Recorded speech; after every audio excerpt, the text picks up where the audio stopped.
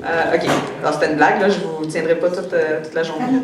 C'est pas long, je vais juste mettre mes notes, là, pour que je raconte mon histoire un peu en ordre aussi. Sinon, je vais vous perdre assez vite. OK. Petite note. OK. Bonjour tout le monde. Moi, je m'appelle Mélanie. Pour ceux qui ne me connaissent pas, je suis la femme à Raphaël. Ceux qui ne connaissent pas Raphaël, vous allez le connaître tantôt, il va vous parler. Donc, OK, par où commencer? Je vais commencer, moi j'ai grandi catholique, mes parents sont catholiques, disons que souvent on est catholique comme si c'était une nationalité sans savoir vraiment pourquoi on est catholique, mais bon, je dis ça de même, c'est pas pour critiquer, c'est juste que j'ai grandi là-dedans. J'allais quand même à l'église, j'ai quand même eu une notion de Dieu, je m'intéressais quand même à Dieu, sauf que c'est sûr que l'enseignement était un peu, comment je pourrais dire, c'était pas exact, on va dire, je vais le dire comme ça. Par exemple, moi j'ai eu un choc quand ma grand-mère est décédée, ma grand-mère du côté de mon père. Je sais pas ce qui s'est passé, mais j'ai commencé à avoir très très peur. J'avais 9 ans, j'avais peur de tout, de n'importe quoi. C'était vraiment, j'allais voir mes parents toutes les nuits. Puis mon père me disait, prie à ta grand-mère, ça va t'aider, OK, ça, je me mettais, je priais à ma grand-mère, puis j'ai commencé à faire ça à chaque fois que quelqu'un mourait, je me mettais à prier à chaque personne qui mourait, comme si c'était eux autres Dieu, tu sais.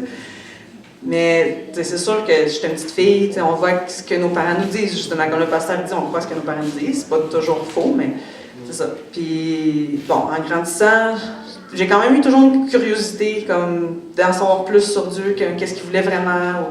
Mais, comme je dis, c'était un peu, j'ai des mots en espagnol qui viennent en tête, mais plus un peu biaisé, peut-être, je sais pas comment dire, là, mais. Puis, maintenant, en grandissant, j'ai une amie que sa mère est devenue chrétienne. Et elle aussi est devenue chrétienne en même temps, donc elle a commencé à me parler de Dieu. J'étais adolescente dans ce temps-là. Puis ils m'ont amené à l'église où ce qu'eux y allaient. Donc petit à petit, évidemment, ils m'ont demandé est-ce que tu acceptes Jésus, moi j'ai dit oui parce que je dis, moi j'ai rien contre Jésus. Je le voyais c'était un peu une conversation intellectuelle, je dirais. Dans le sens que je disais, oui, il est bien correct, Jésus, il a fait des bonnes choses, pourquoi je dirais non, t'sais. Mais. Puis j'allais à l'église, par exemple. J'avais quand même la curiosité, mais de là à comprendre profondément ce que ça impliquait, je peux pas dire que je le comprenais réellement. Puis là, après ça, je suis allée au cégep. Mais là, au cégep, disons que j'ai bifurqué un peu. Disons que ma première curiosité pour Dieu, elle restait là, mais quand tu ne tiens pas avec des chrétiens, c'est facile de s'éloigner. Justement, je vais vous dire un passage, 1 Corinthiens 15:33, il y a un passage qui dit « Ne vous y trompez pas, les mauvaises compagnies corrompent les bonnes mœurs. » Et c'est vrai. Puis au cégep, je me suis beaucoup éloignée. Je veux dire, j'ai pas été dans la drogue, OK? Je ne dirais pas que j'étais une droguée ou etc. Il y en a d'autres qui ont des témoignages plus frappants, qui étaient, alcooliques, drogués, puis c'était plus difficile. J'étais pas là-dedans, mais je faisais des choses du monde. Qu'est-ce que le monde en trouve normal? Disons, les péchés de tous les jours, on va dire, que tout le monde trouve normal. Mais pour moi, dans ce temps-là, je pensais pas que c'était si mauvais, disons, je vais dire ça de même. Mais c'est ça. Mais vers la fin du cégep, il est arrivé plusieurs choses au cégep aussi qui te font réfléchir. Puis je trouvais que je m'étais éloignée de Dieu, puis je chantais un vide, puis je sais que c'est Dieu qui m'a mis quelque chose sur le cœur. Puis je me suis dit, justement, j'ai commencé à vraiment prier que je voulais me rapprocher de Dieu, mais on dirait que je savais pas comment. J'étais toute seule aussi, parce que je veux dire, j'avais pas mes parents non plus pour me. Tu sais, eux autres, c'était catholique, la Sainte Marie et les saints, etc. Mais je savais, il y avait quelque chose qui me fatiguait dans mon cœur. C'était pas. Ça marchait pas. Mais je vais vous lire un autre passage qui me fait penser un peu à ce que j'ai vécu dans ce temps-là. En Jérémie 31:19. Après m'être détourné, j'éprouve du repentir, et après avoir reconnu mes fautes, je frappe sur ma cuisse. Je suis honteux et confus, car je porte l'opprobre de ma jeunesse. Donc là, je me sentais coupable, très coupable de ce que j'avais fait au cégep, etc., toutes mes déviations, je vais dire ça comme ça. Puis d'un côté, je me sentais coupable, un point coupable que oui, je voulais me rapprocher de Dieu, mais je me sentais que j'étais pas assez bonne pour me rapprocher de lui. Donc, j'ai trouvé ça difficile. Là, j'ai pris une année, après, quand j'ai fini mon cégep, j'ai pris une année un peu de réflexion. Je me suis mis à travailler, puis à penser qu'est-ce que je voulais faire après aussi, l'université, etc. Puis, j'ai recommencé à parler avec mon amie justement chrétienne c'est elle qui m'avait parlé en premier de Dieu. J'ai commencé à y reparler un peu, on a discuté, on a eu des discussions, mais tu sais, j'étais pas encore rendue, j'étais encore en quête. Puis là, quand c'était le temps de m'inscrire à l'université, j'ai été acceptée, etc., en traduction, là, il fallait que je me trouve un endroit où vivre. Donc là, j'appelle différents endroits. Puis là, un jour, une des personnes que j'appelle, elle cherchait une coloc à Gatineau. Là, j'appelle, puis là, je dis, est-ce que je peux aller visiter en fin de semaine? Quel temps qui serait mieux pour toi? Elle dit, ben peut-être dimanche après l'église, là, je vais à l'église, puis après, tu peux venir me rejoindre à telle heure. Là, je fais, ah, OK, mais là, elle parlait d'église. Là, je fais, OK. Là, j'ai dit, c'est-tu Dieu qui, tu sais, c'est Dieu qui me cherche dans ce sens-là? Là, je me suis mis à prier. Je dis, en tout cas, Seigneur, si c'est fait, si c'est ta volonté, j'espère que je vais pouvoir avoir l'appartement, puis en tout cas, que ça aille bien, puis j'espère que c'est ça la réponse à ma prière de me rapprocher de toi. Donc c'est ça, là, j'ai été visiter l'appartement avec mon père, finalement j'ai parlé un petit peu, puis là, c'est ça, on est allé, puis je me disais chrétienne dans ce temps-là, je me disais, je crois en Dieu, mais c'est facile de dire qu'on est chrétien, que même le diable croit en Dieu, donc il y a une marge de distinction à faire aussi entre croire en Dieu et être vraiment chrétien. Mais bon, là je vais à l'église avec elle, je commence, c'est ça, je me suis invitée un peu à l'église, j'ai dit, est-ce que je peux aller à l'église avec toi? Là, elle m'a dit, bien sûr, ça, j'ai commencé à y aller avec elle. Puis là, petit à petit, la parole est rentrée, puis de plus en plus, il y avait du travail qui se faisait dans mon cœur. Puis Dieu m'a donné de plus en plus, il m'a donné des épreuves aussi. Parce que aussi, au fur et à mesure que je me rapprochais de lui, il y a toujours quelqu'un pour te faire douter, quelqu'un pour te remettre en question. Parce que moi, je me culpabilisais beaucoup aussi, tu sais, que j'avais de la misère à croire que Dieu pouvait me pardonner, des choses comme ça. Donc, tu sais, puis nous aussi, il faut pardonner, c'est dans les deux sens, là. Mais c'est ça, ça m'a pris du temps. Ça m'a pris du temps à y arriver. Mais c'est ça, au fur et à mesure, je suis allée, puis à un moment donné, je sais pas, je me souviens même pas ce que le pasteur a dit. Cette journée-là, j'ai comme senti, je sais pas, quelque chose dans mon cœur. Puis il y avait un enfant autiste dans l'église, mais autiste, il avait 21 ans, je pense, le garçon, mais était autiste assez grave.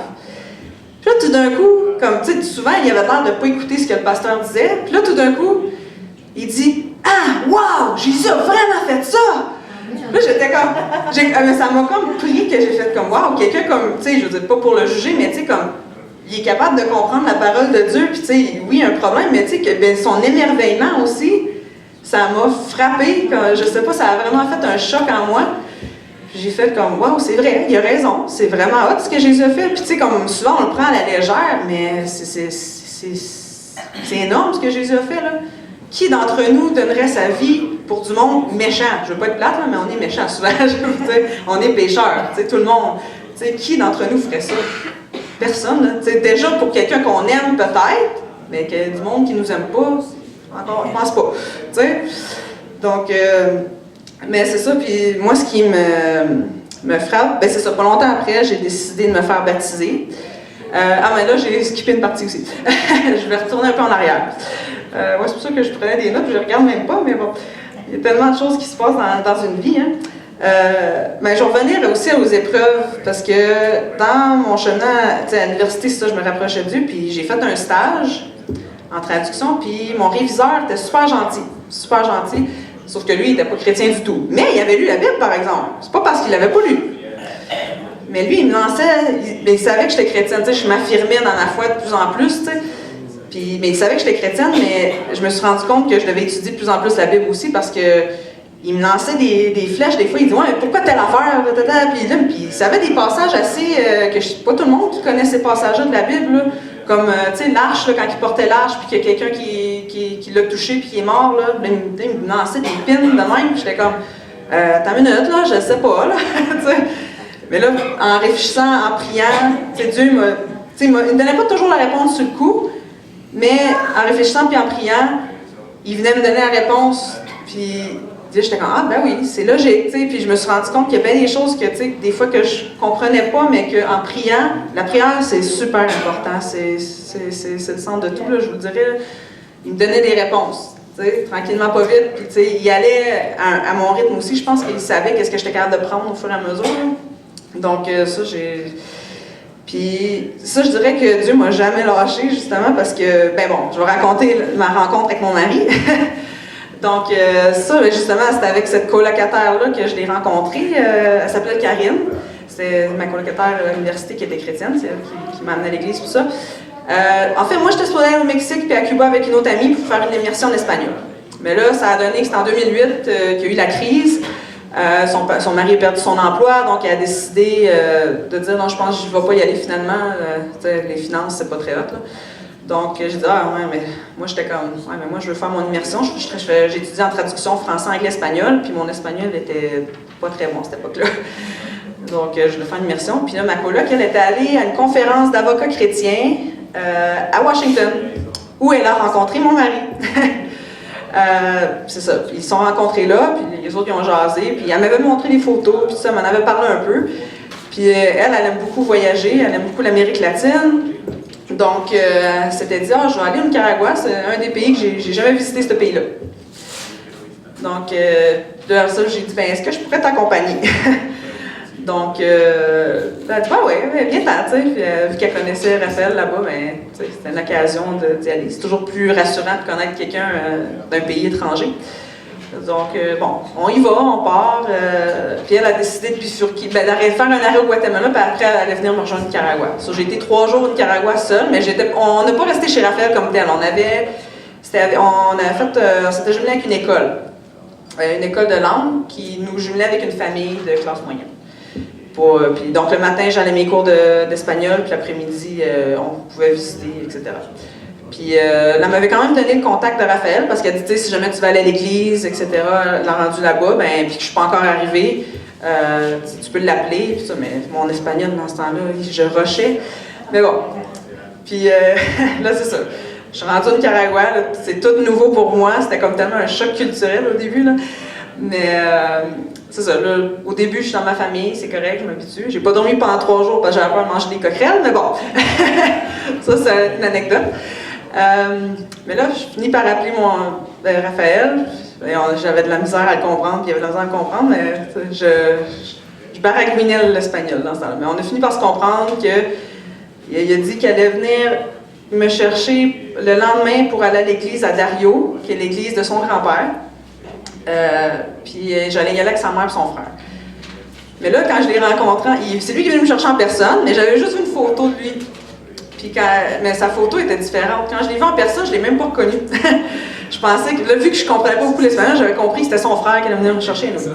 Là, on est dans l'auto ensemble, il nous amène à la station d'autobus pour aller vers Dario, mais lui, il ne venait pas parce qu'il y avait des cours d'université. Là, je dis, ah, il est où Raphaël? Il dit, ben c'est moi. Je dis, ah, ok. En tout cas, c'est ça. Donc là, je m'en vais à l'église avec sa mère et son frère. C'est sûr qu'au début, je ne comprenais pas tout. Mais bon, c'est ça une immersion. Au début, tu ne comprends pas grand-chose. Donc, c'est ça. Puis là, petit à petit, après ça, Karine est venue nous rejoindre.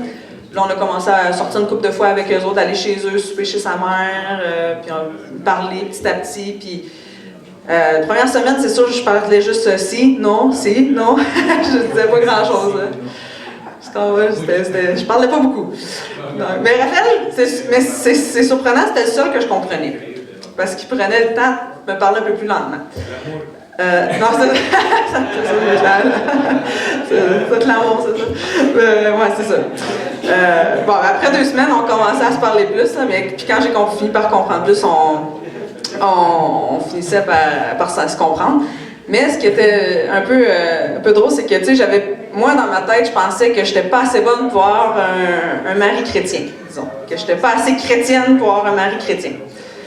Donc, mais j'avais quand même prié à Dieu, j'ai dit, tu sais, j'aimerais vraiment ça, Seigneur, avoir un mari chrétien, tu sais, mais en tout cas, je te laisse entre les mains, tu sais. Puis lui aussi, il avait fait la même prière. C'est ça qu'il m'a dit après, là. Puis, ben, c'est ça, vers la fin de notre voyage, on s'est rendu compte qu'on s'entendait vraiment bien. Puis, même ma coloc, puis une autre fille qui nous avait accompagnés du Canada, trouvait qu'on s'entendait vraiment bien. Il pensait qu'on se connaissait déjà d'avant, qu'on s'était déjà parlé avant. J'ai dit non, on s'est jamais parlé avant. C'est ça. Mais là, c'est quand même la distance. Je suis revenue au Canada, etc. Mais on a gardé contact quand même. Puis, comme je dirais, mais comme, pour résumer un peu, bon, vous savez, finalement, on s'est mariés. On est quand même été 2 ans à distance. Mais tout au long tu sais, que je dirais que la vie chrétienne, c'est un cheminement. Oui, je dirais que ma conversion comme plus de cœur, ça a été quand j'étais à l'université. Conversion intellectuelle, c'était peut-être plus adolescente, mais conversion de cœur, ça a été à l'université. Puis je me suis fait baptiser, justement, j'étais encore à l'université quand on s'est rencontrés, moi et Raphaël. Donc, on ne s'est pas mariés tout de suite non plus. Tu sais, premièrement, on n'a pas commencé à sortir ensemble tout de suite non plus. On s'est parlé pendant 1 an avant de dire, peut-être qu'on pourrait essayer. Tu sais. Puis on était 2 ans à distance. Moi, je suis une université, puis Dieu a mis dans mon cœur que ça serait bien que je me fasse baptiser, que, là, j'avais comme compris que Dieu me pardonnait, puis que moi aussi, il faut que je pardonne les autres aussi, là, ça, j'avais compris. Puis là, j'ai décidé de me faire baptiser à Gatineau. C'était le 12 février 2011, si je ne me trompe pas, ouais, 2011. 12 février 2011, je me suis fait baptiser. Puis c'est pas facile pour moi de parler en public, donc puis cette église-là était pleine, à craquer en plus. Je me suis fait baptiser là. Puis c'est ça. Donc, pour résumer un peu, je vais juste vous laisser sur un verset, 2 Pierre 3,9. Le Seigneur ne tarde pas dans l'accomplissement de la promesse, comme quelques-uns le croient. Mais il use de patience envers vous, ne voulant qu'aucun ne périsse, mais voulant que tous arrivent à la repentance. Pourquoi j'ai choisi ce passage-là? Parce que j'ai eu beaucoup de doutes dans ma vie chrétienne. Puis c'est vraiment un cheminement. Je ne dis pas que je ne suis pas encore arrivée au top non plus. Mais ce que j'ai compris, c'est que non, je ne suis pas parfaite encore. Mais c'est Dieu qui me travaille aussi. Là, j'ai pu... comment je pourrais dire? On est comme des vases entre ses mains, justement. Il nous travaille au fur et à mesure avec des épreuves, etc. Mais il faut prier, il faut le demander. Puis lui, il est toujours là. Il est toujours là. Comme je dis, il ne tarde pas dans l'accomplissement de sa promesse. On a l'impression, mais lui, il a son moment. Puis il a toujours mis des gens sur ma route pour me rappeler qu'il tenait à moi. Que quand je m'éloignais, il me ramenait. Donc, ça, je me suis toujours émerveillée de ça parce que chaque fois je me suis dit, oui, il a toujours mis quelqu'un de chrétien sur mon chemin. Il manque jamais d'ouvriers, justement. Puis il y a des fois aussi que je me disais, je n'étais pas bonne, que je n'étais pas assez bonne pour lui, disons que j'évangélisais pas assez. Disons, mais il m'a fait comprendre aussi que chacun a ses talents aussi, là, on n'est pas tous pareils. Donc, c'est lui aussi qui décide du moment. C'est pas, je sais qu'ils disent souvent, est-ce que tu acceptes le Seigneur? Mais non, c'est Dieu qui vient nous chercher. C'est Dieu qui nous prend, qui nous met, c'est vraiment lui qui vient toucher notre cœur. Parce que souvent, de nous-mêmes, on n'est pas prêts. C'est pas nous-mêmes, c'est pas nous autres qui va dire, moi je veux laisser mes vieilles habitudes. C'est ça, justement, quand j'ai compris de cœur c'est quoi être chrétien, c'est là que j'ai laissé des vieilles habitudes. J'ai arrêté de sacrer. C'est un détail, mais des fois, au début, tu te dis, c'est pas si pire que ça. Tu le fais pas nécessairement pour être méchant. J'ai arrêté de sacrer, j'ai arrêté de mentir. En tout cas, le plus possible. Je veux dire, j'en étais consciente plus qu'avant. Je dis pas que je suis parfaite encore, mais il y a des affaires que tu commences à être plus consciente, puis que aux yeux du monde, c'est comme, c'est pas grave, un petit mensonge, c'est pas grave, une petite guerre, mais là, tu apprends à résister aux tentations par toi-même aussi. C'est ça qui a changé vraiment dans ma conversion de cœur, je vous dirais. Donc, c'est ça. J'ai fait le tour. Puis, pour revenir avec ma rencontre avec Raphaël, c'est sûr, on a été 1 an à se parler, puis il y a eu différentes choses, différentes épreuves sur le chemin. Là. Entre autres, quand il a rencontré mes parents, ça a été toute une épreuve, ça aussi. Il y a eu des ouragans, puis en tout cas, il a bravé l'ouragan et tout pour rencontrer mes parents. Donc, disons que ça convainc assez des parents pour donner la main de leur fille. Donc, mais bon, c'est pour résumer, je ne vais pas tout raconter l'histoire parce que ça peut être long, mais c'est ça. Donc, c'est ça, on s'est mariés en 2012, puis là, au Nicaragua aussi, on a travaillé beaucoup avec l'église du grand-père Raphaël. On avait fait une petite école chrétienne pour les petits-enfants, puis Ça, c'est sûr qu'en venant ici, ça a été une autre épreuve aussi, parce que là-bas, disons que la foi, c'est plus facile de parler de Dieu, je dirais. Le monde sont quand même assez réceptifs. Ici, ça a été plus un choc. Moi, je savais comment c'était ici, mais pour Raphaël, ça a été un peu plus un choc peut-être ici. Là. Donc, c'est sûr qu'on a eu des épreuves en venant ici, l'adaptation, etc., la langue, tout ça, c'est pas facile. Là.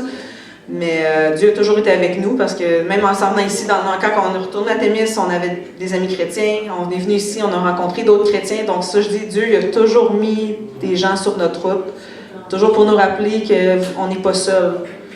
Puis c'est important de s'entourer de chrétiens aussi pour rester dans ces voies, là, parce que souvent c'est facile de bifurquer. Là. Donc, mais c'est sûr que Dieu a toujours mis des gens sur notre route pour nous rappeler à quel point on est important pour lui, je pense. Puis, c'est ça. Nous ramener sur la bonne voie. Donc, c'est ça. Je vais laisser le tour à mon mari maintenant. Donc, sans plus tarder, j'inviterai Raphaël à s'avancer pour son témoignage et puis. Fait que tu vas t'auto-traduire. Ah. C'est vous qui m'avez traduit? Ah, non.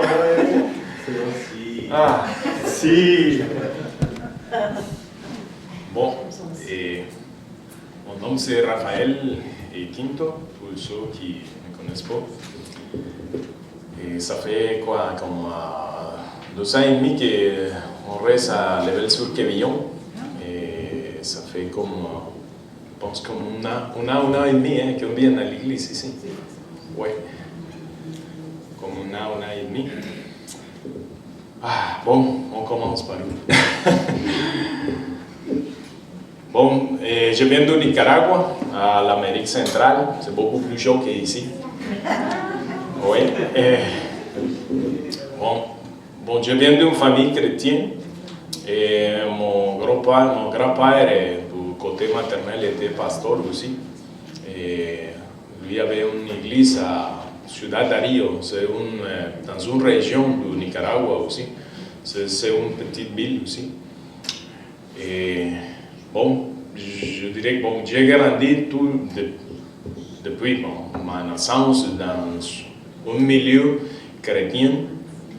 Et ma mère, elle nous amenait chaque dimanche que possible à l'église, même si on voulait pas. Oh, on s'en va à l'église. Oh, on s'en va à l'église. Mais le côté que je me pose, c'est que je devrais me réveiller vraiment tôt pour aller à l'église.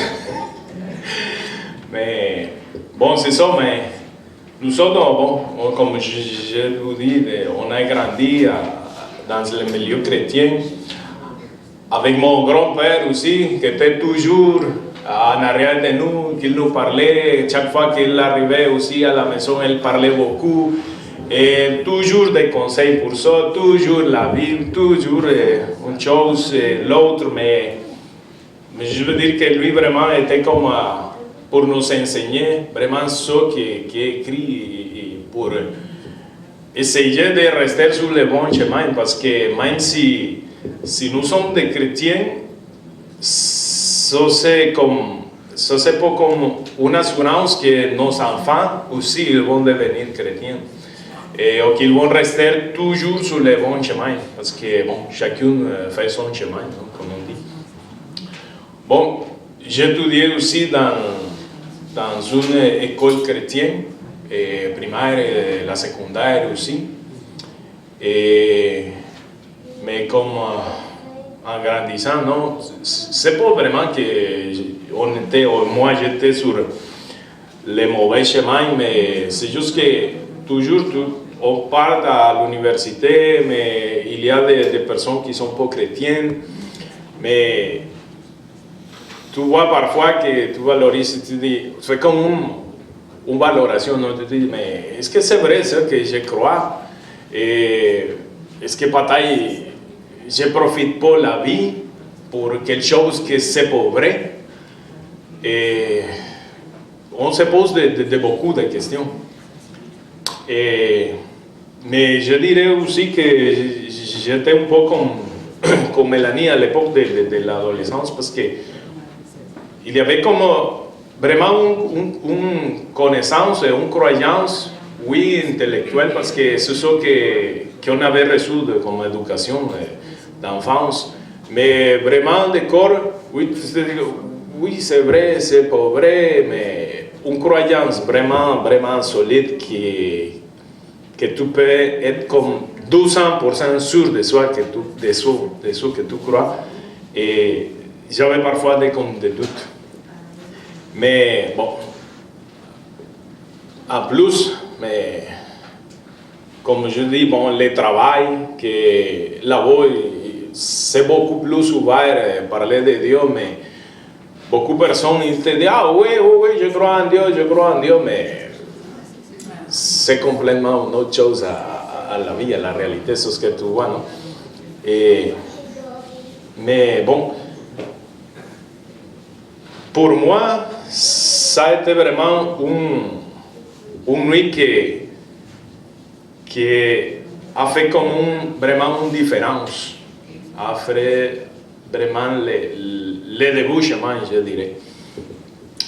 Parce que moi, je me souviens que, bon, à cette époque, j'ai travaillé comme avocat pour les Nations Unies. Et parfois, pour arriver à faire la job, je devrais travailler de nuit. On était déjà mariés avec Mélanie. Mais je me souviens que j'ai regardé, bon, j'ai travaillé, mais comme à 2 heures du matin, quelque chose comme ça. Et je devrais finir un job pour les 6 heures du matin le lendemain, mais j'étais comme fatigué, j'avais presque fini. Mais je dis, je vais écouter un peu de musique, juste pour relaxer un peu. J'ai mis les YouTube. Et je ne sais pas pourquoi, les YouTube fait des suggestions, mais elle fait des suggestions en fonction de ce qu'on regarde. Mais j'entendais la musique, il m'a sorti une suggestion d'un pasteur ou ex-pasteur chrétien évangélique qui lui avait devenu catholique. Et ça m'a intrigué un peu et j'étais comme, bon, on va voir c'est quoi ça. Juste par curiosité. Et je viens et je clique. Ça a été une vidéo de 2 heures, mais à la fin, ça m'a comme touché et ça m'a mis vraiment, vraiment beaucoup de doutes parce que tout ce que j'avais reçu comme éducation et de toute l'enfance, de tout pour mon grand-père, pour ma mère, et à l'école primaire, secondaire, mais j'étais comme, à première vue, j'étais comme, oh boy, c'est quoi ça? Mais c'est vrai ça, c'était comme, et bon, j'ai commencé à vraiment chercher parce que plus je dirais que pour défendre la foi chrétienne évangélique que j'avais reçue, c'était comme, mais finalement, c'est qui dit la vérité? C'est quoi? C'est vrai tout ça qu'on croit? Parce que ça, c'est une autre chose quand on attend un discours, un autre discours, à la fin, tu sais plus si ça c'est vrai, si c'est pas vrai. C'est qui a raison, ou si tout c'est faux et tout c'est une invention. Mais j'ai commencé tranquillement à chercher, mais pas directement à la Bible, à chercher ailleurs, à chercher les autres enseignances qui montrent les autres religions, mettons, même les autres comme orientation de la christianité, mettons. Mais bon, je dis, c'est vraiment difficile à savoir. Bon, j'ai commencé, après ça, j'ai rentré à chercher dans l'histoire pour avoir comme des preuves vraiment solides que personne peut dire, oh non, ça c'est pas vrai, parce que normalement, quand on parle de la Bible, ou de quoi, c'est un livre de foi. Si tu sors la foi, il n'y a rien là-bas. Mais avec des côtés de l'histoire, c'est comme hier. Personne peut dire que hier n'a pas neigé. Mais c'est ça que je cherchais, quelque chose que personne pourrait réfuter pour dire non, ça c'est vraiment quelque chose de foi, que si tu sors la foi, il n'y a rien là-bas. Mais bon, j'ai commencé à chercher, je me souviens que ça m'a pris un bon bout. Mais à la fin, quand j'ai commencé à chercher, après j'ai commencé vraiment à lire la Bible, mais vraiment je dirais à profondeur. J'ai cherché beaucoup de choses, d'histoire, j'ai acheté beaucoup de livres, vraiment je dirais de profondeur, des choses. Mais un jour, je me souviens, et toujours je faisais ça de nuit aussi, parce que bon, je devrais travailler de jour. Mais un jour, je me souviens que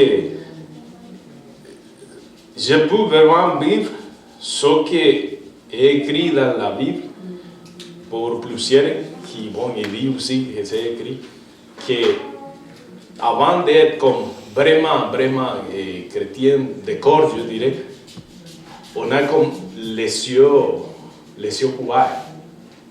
Mais, parce que je me souviens que cette nuit, c'est comme si vraiment je peux vraiment voir tout complètement clair. Et après tout ce que j'avais cherché, tout ce que j'avais étudié, il n'y avait aucun doute. Et tout était assez tellement clair que tu pourrais expliquer, n'importe qui pourrait poser n'importe quelle question, et tu sais comment expliquer ça. Mais je me souviens aussi que à ma tête, c'est devenu les passages de l'apôtre Paul où Jésus, c'est comme apparu devant lui et toute sa grâce, toute son splendeur, tout vraiment comme ça mis devant toi et tout vraiment comme tes yeux sont ouverts et tu vois tout tellement clair et tu peux sentir vraiment, je dirais comme vraiment la conversion. Parce que c'est vraiment, comme je dis, parfois on reçoit la croyance de nos enfants, de nos parents quand nous sommes enfants et on prend ça, on assume ça, mais d'une manière comme elle a dit, pour tradition. Parce que mes parents sont catholiques ou chrétiens évangéliques, moi aussi. C'est comme je suis né au Nicaragua, je suis nicaraguayen, ou je suis québécois parce que je suis né ici, mais on prend ça comme ça, très suivant, je dirais. Mais par contre, c'est bien correct ça que la formation, parce que après ça, j'ai compris ça parce que quand tes parents ou tes amis, ou toi, ils te parlent, ça fait partie aussi du chemin que Dieu prépare pour nous. Parce que ça vient et tu attends un peu. Ça c'est comme implanter la semence qu'un jour, ça va grandir et ça va sortir pour de vrai. Mais bon, après ça, bon, nous sommes au Nicaragua, on a travaillé aussi, bon, je dis travailler, mais c'est une façon de parler,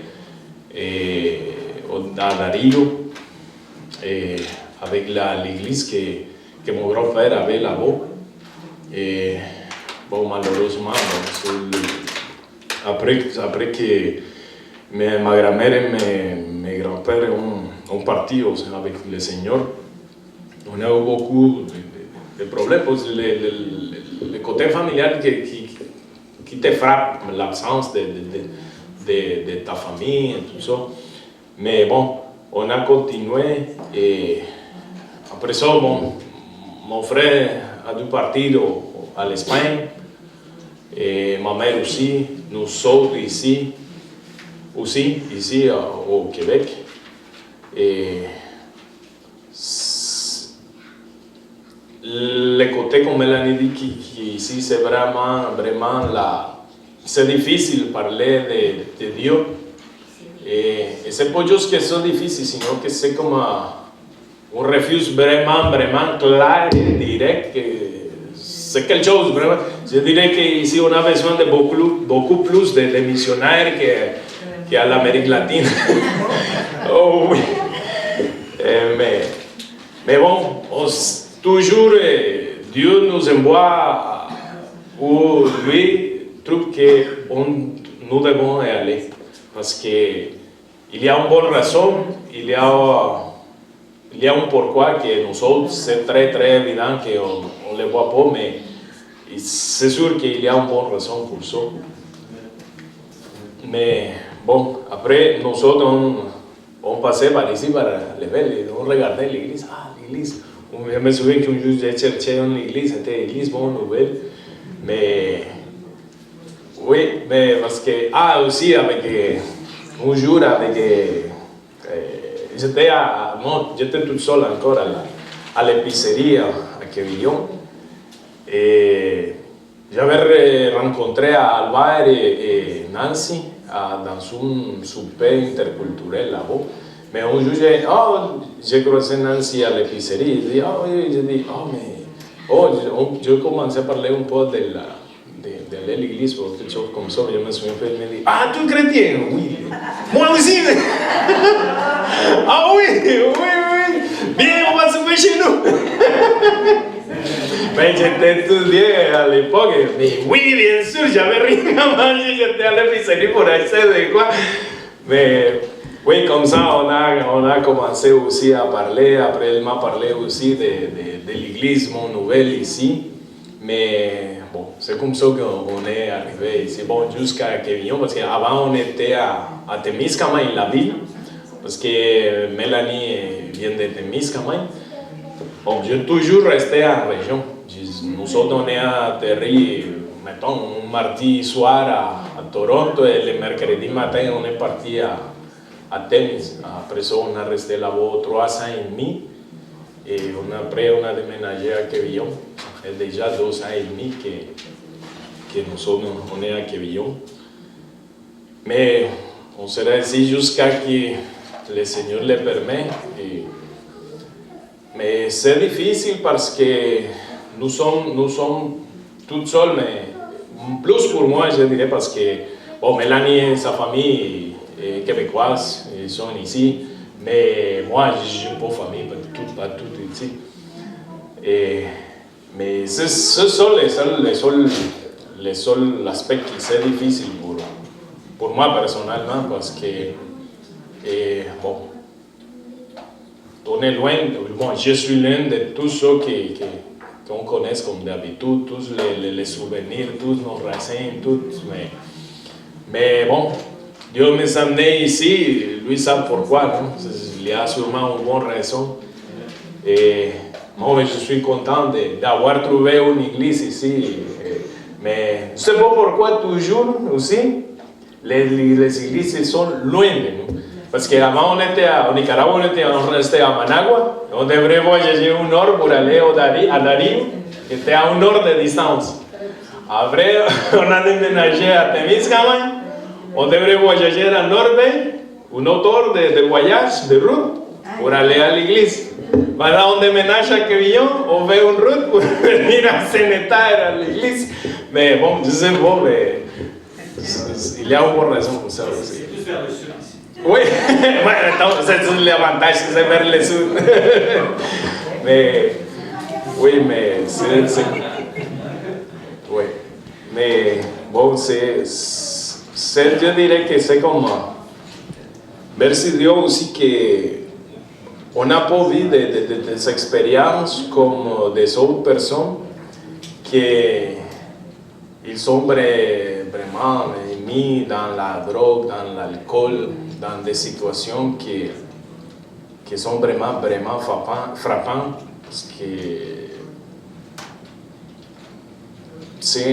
parfois j'ai déjà parlé avec des personnes que Dieu a sorti de tout ce monde. Et, je dirais que Dieu est bon avec nous. Dieu a été bon avec nous parce que, oui, c'est bon, c'est parfait, et que Dieu sauve toutes les personnes aussi qui s'y sont mis dans ce monde, mais au moins on a eu la bénédiction de ne pas rentrer là-dedans, de ne pas se trouver jusqu'à cette condition pour vraiment regarder la grâce de Dieu. Mais c'est ça. J'essayais de ne pas parler beaucoup parce que je parle beaucoup.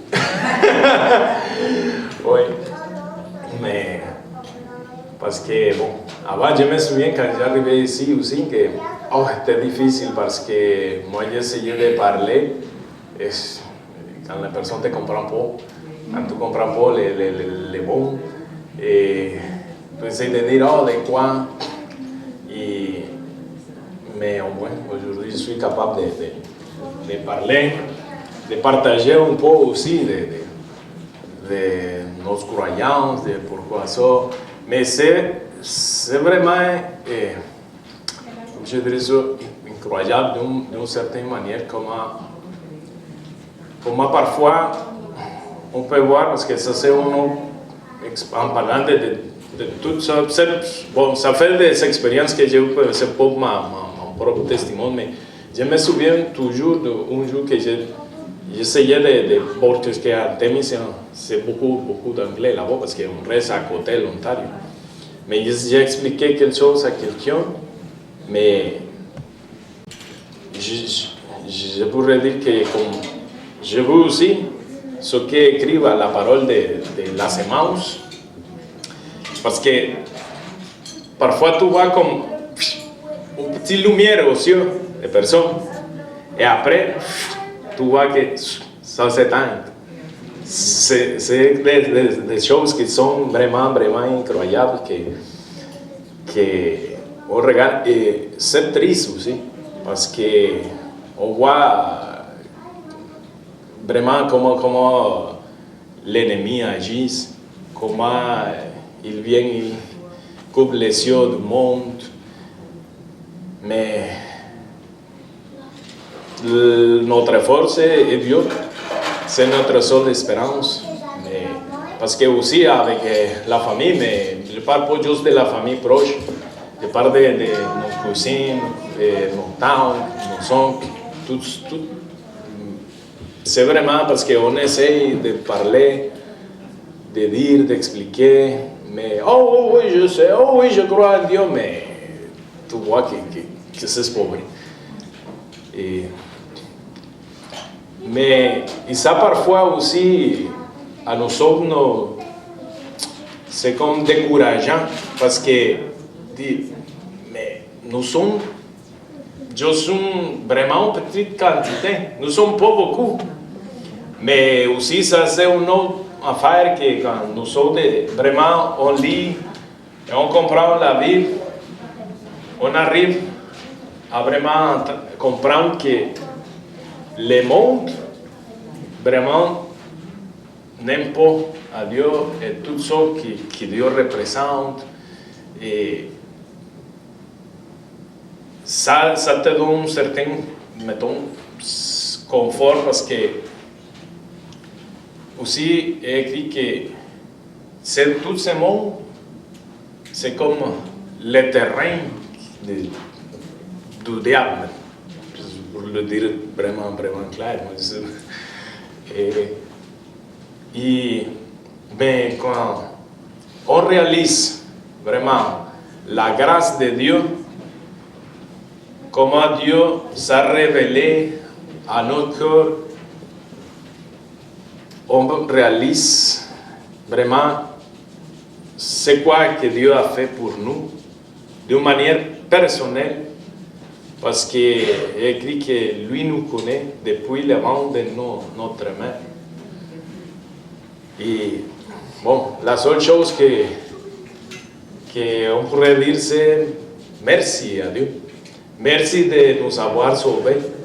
Parce que si ce serait pour lui, c'est sûr que nous autres ne serions pas ici.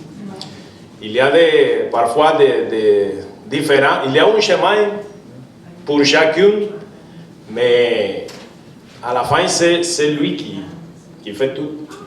C'est lui qui prépare, c'est lui qui... Parfois, c'est so difficile à comprendre aussi parce que vous me dites, oh, pourquoi ça m'arrive ça, pourquoi ça m'arrive l'autre, mais il y a, je dirais que ça c'est une autre chose personnelle que moi j'ai compris.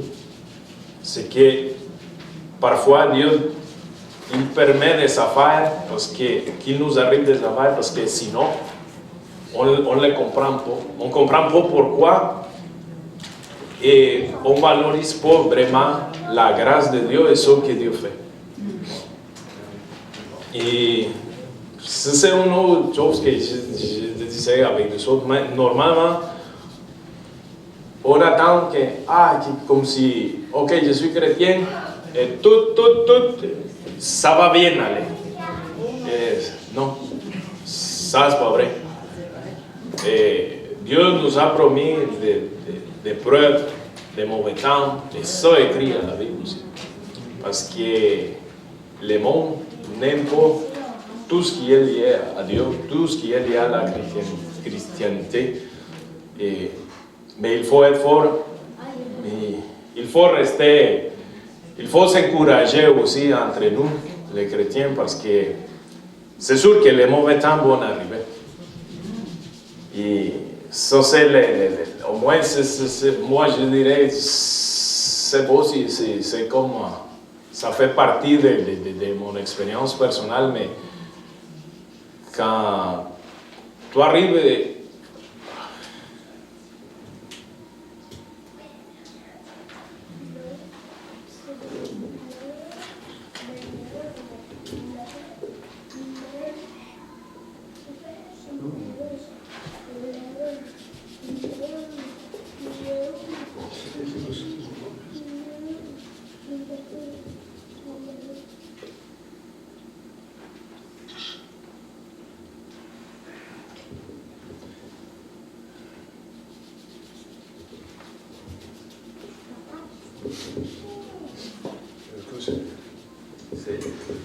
quand il y a vraiment des mauvais temps, mauvais moments, mais au moins il y a tout ce que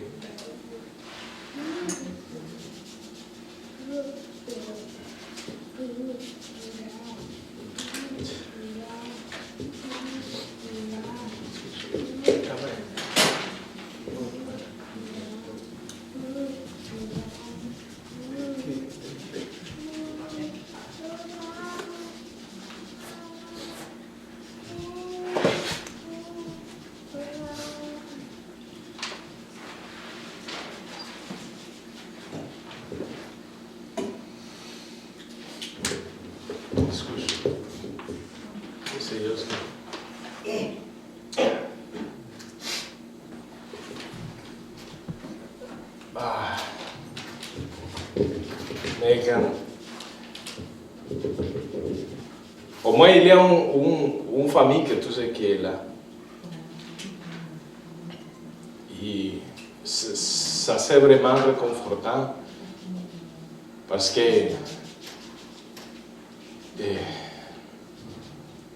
c'est comme je vous dis, c'est vraiment difficile.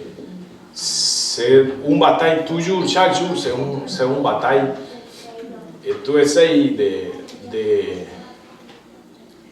faire le monde comprendre, tu aimerais que beaucoup plus de personnes comprennent, et toujours, et c'est pas juste ici, au Nicaragua aussi, parce que l'être humain c'est l'humain, peu importe le couleur de peau, peu importe d'où tu es né, quel pays, toujours l'humain c'est l'humain, la nature humaine c'est pareil partout. Mais c'est pour ça que, comme je vous dis, nous autres, toujours on a voyagé beaucoup pour aller à l'église, mais quand tout ça arrive, au moins, on sait que Dieu est là, que lui a mis le reste du chrétien pour aider à côté de toi, pour t'encourager, pour avoir tout te faire nourrir de sa parole, tout ça, c'est parce que si, je dirais, si vous ne serez pas vraiment pour les autres là-bas, ça serait vraiment difficile comme rester sur le bon chemin, mettons. Parce que toujours il y a des quoi qui arrivent, et je ne sais pas comment expliquer ça, mais c'est toute une bénédiction de croire en Dieu et d'avoir été assez aimé que lui vienne nous chercher et pour vraiment comprendre ce que malheureusement les autres ne comprennent pas.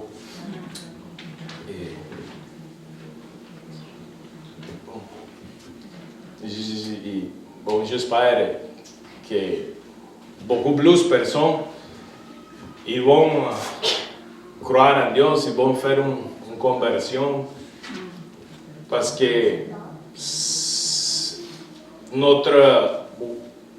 notre mission, c'est pas vraiment juste venir à l'église pour attendre la parole et tout ça, sinon c'est vraiment aller chercher tous ceux qui sont loin.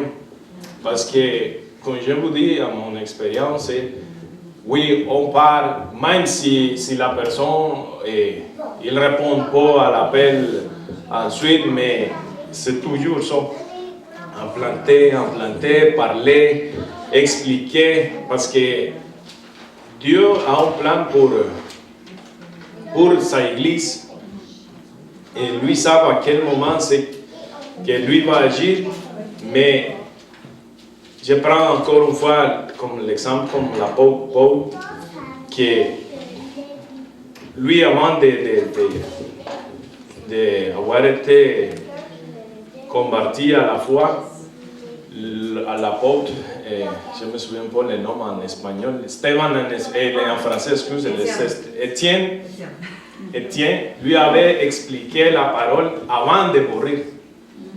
Si on lit la Bible, l'apôtre Paul était là au moment que l'apôtre Étienne lui a été mort par Pierre. Mais lui a expliqué l'évangile, lui a expliqué était quoi la nouvelle. Et c'est sûr que ça s'est implanté dans l'apôtre Paul. Et après, avant que Jésus lui apparut sur les chemins, lui avait entendu la parole, lui avait entendu l'évangile. Mais c'est ça notre travail, notre job. Parler, expliquer, et c'est Dieu qui va choisir à quel moment c'est que lui va agir dans le cœur du monde.